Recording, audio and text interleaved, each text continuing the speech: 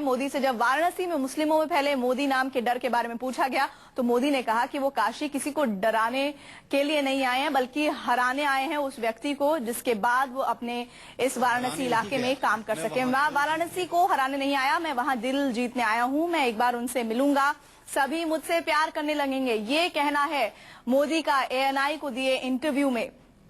साथ ही साथ उन्होंने जासूसी कांड पर भी कहा है, उन्होंने ये कहा है कि अगर किसी महिला की सुरक्षा पर सवाल उठता है तो ये राष्ट्रीय शर्म का मामला है। मैं वाराणसी किसी को हराने नहीं गया, मैं वहां दिल जीतने गया हूं। मैं एक बार उनसे मिलूंगा तो सभी मुझसे प्यार करने लगेंगे। और 2002 के दंगों पर मोदी ने फिर जवाब दिया। मोदी ने कहा कि जनता की अदालत में उन्हें जीत मिली है और कुछ लोग बेवजह उनकी चुप्पी पर साजिश रच रहे हैं। जिनकी गाड़ी वहां अटकी है उनकी रोजी रोटी चल रही है। मैं हमेशा लोकतंत्र के लिए समर्पित रहूंगा। अगर मीडिया ने मोदी को बदनाम नहीं किया होता तो मोदी को आज कौन जानता। जितना कहना था कह दिया। जनता की अदालत से मैं सोने की तरह निकला हूं, लेकिन ये भी गौर किया है कि सच्चाई को समझने की कोशिश नहीं की गई। दंगों पर मेरी चुप्पी को लेकर कोई बेवजह साजिश कर रहा है। मैं कभी चुप नहीं रहा। मैंने 2002 से 2007 के बीच सभी पत्रकारों को जवाब दिया है। जासूसी कांड पर मोदी आज तक चुप रहे, लेकिन एएनआई के इंटरव्यू में मोदी ने पहली बार स्नूप गेट पर भी जवाब दिया। मोदी ने कहा कि महिलाओं के खिलाफ अपराध राष्ट्रीय शर्म की बात है। महिलाओं के खिलाफ अपराध राष्ट्रीय शर्म की बात है। हमें एक राष्ट्र की तरह काम करना चाहिए। राहुल को इसे राजनीतिक मुद्दा नहीं बनाना चाहिए और ना ही मुझे। और मोदी ने जयललिता से गठबंधन पर भी जवाब दिया। मोदी ने कहा कि जयललिता से इनके अच्छे रिश्ते हैं।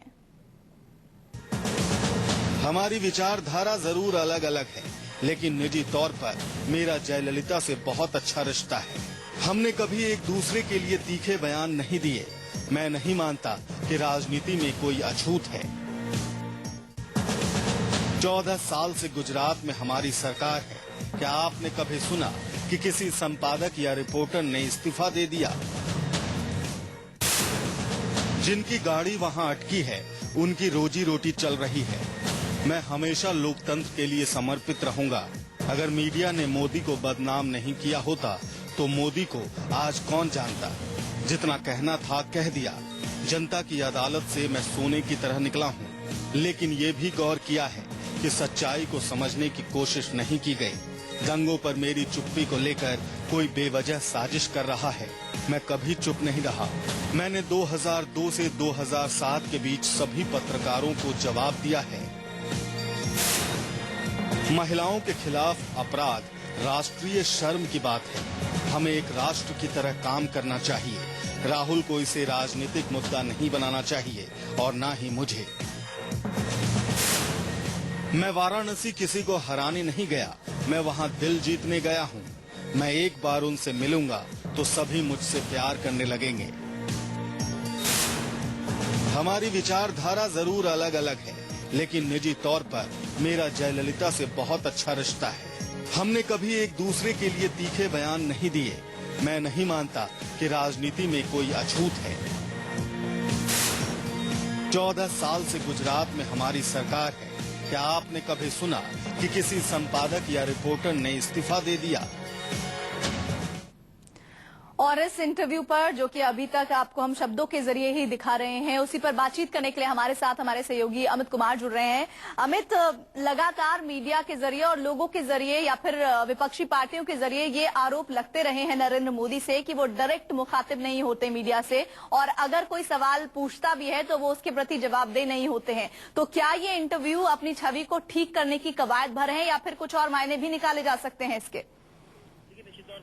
पहले कई ऐसे सवाल हैं, हर पत्रकार या फिर आम जनता जो है, जो मोदी को बार बार कहा जा रहा है कि मोदी को चुनने के लिए जो जनता है वो भी उनके मन में भी सवाल है। चाहे गुजरात दंगों से लेके स्नूप गेट से लेके मुस्लिम समुदाय है उसके मन में भी कई सवाल हैं कि इन सवालों का जवाब नरेंद्र मोदी को डायरेक्ट कभी जवाब देते नहीं है। और इसीलिए और एएनआई को शायद इसलिए चुना गया है क्योंकि उसके एजेंसी के जरिए वो सारे चैनल्स में अपनी बात रखना चाह रहे हो, क्योंकि एक एक चैनल पर इंटरव्यू किस तरह से देखें। क्योंकि कुछ दिन पहले एक प्राइवेट चैनल को उन्होंने इंटरव्यू दिया, इसका फिर एजेंसी को इंटरव्यू दिया, इसके अलावा जो रीजनल चैनल हैं उनको इंटरव्यू दिया, तो नरेंद्र मोदी को भी इस बात का एहसास है कि लोग उनसे कई सवाल पूछना चाहते हैं, सिर्फ कांग्रेस या बीजेपी नहीं बल्कि आम आदमी की जो आशंकाएं हैं, कई सवाल हैं, दंगे हो या फिर मुस्लिम समुदाय हो, तो उन सब का जवाब देने के लिए एक स्ट्रेटेजी के तहत नरेंद्र मोदी सामने आए हैं और इसलिए उन्होंने बहुत सारी बातें की है।